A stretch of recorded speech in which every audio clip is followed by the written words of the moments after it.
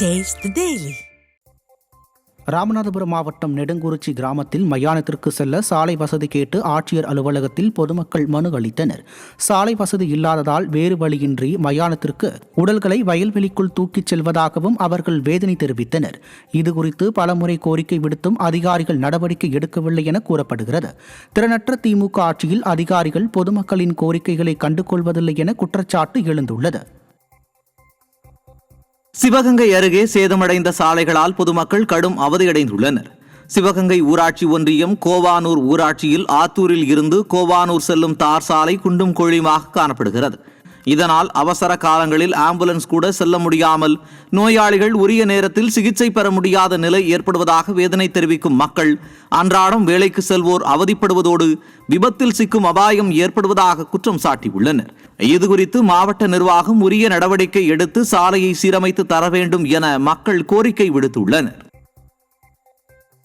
நெல்லை மாவட்டம் திசையன் விளையில் தண்ணீர் தேவையை பூர்த்தி செய்யாத அரசை கண்டித்து விவசாயிகள் சங்கம் மற்றும் பல்வேறு அமைப்புகள் சார்பில் கண்டன ஆர்ப்பாட்டம் நடைபெற்றது. திசையன் விளை, தாராபுரம் உள்ளிட்ட பகுதிகளில் தாமிரபரணி வெள்ள நீர் கால்வாயில் இருந்து திறக்கப்பட்ட தண்ணீரை விவசாயிகளுக்கு முறையாக வழங்கவில்லை என கூறப்படுகிறது.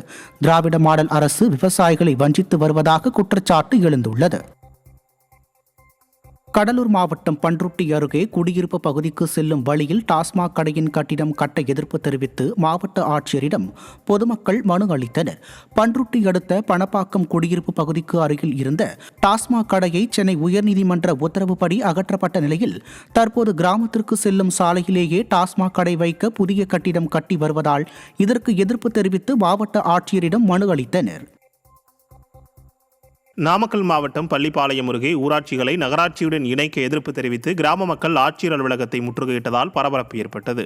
பள்ளிப்பாளையம் அடுத்துள்ள ஓடப்பள்ளி, காடச்சநல்லூர், சமயசங்கிலி, அக்ரஹாரம், தட்டாங்குட்டை, புதுப்பாளையம் உள்ளிட்ட ஊராட்சிகளை பள்ளிப்பாளையம் நகராட்சியுடன் இணைக்க விடிய அரசு அறிவித்திருந்த நிலையில் அரசு வழங்கும் சலுகைகளும் நிறுத்தப்படும் என்றும் 100 நாள் வேலை திட்டம் ரத்து செய்யப்படுவதோடு அனைத்து வரிகளும் பன்மடங்கு உயரும் அபாயம் இருப்பதாகவும் குற்றம் சாட்டும் பொதுமக்கள் ஊராட்சிகளை நகராட்சியுடன் இணைக்கும் அரசாணையை ரத்து செய்ய வலியுறுத்தி ஆட்சியர் அலுவலகத்தை முற்றுகையிட்டனர்.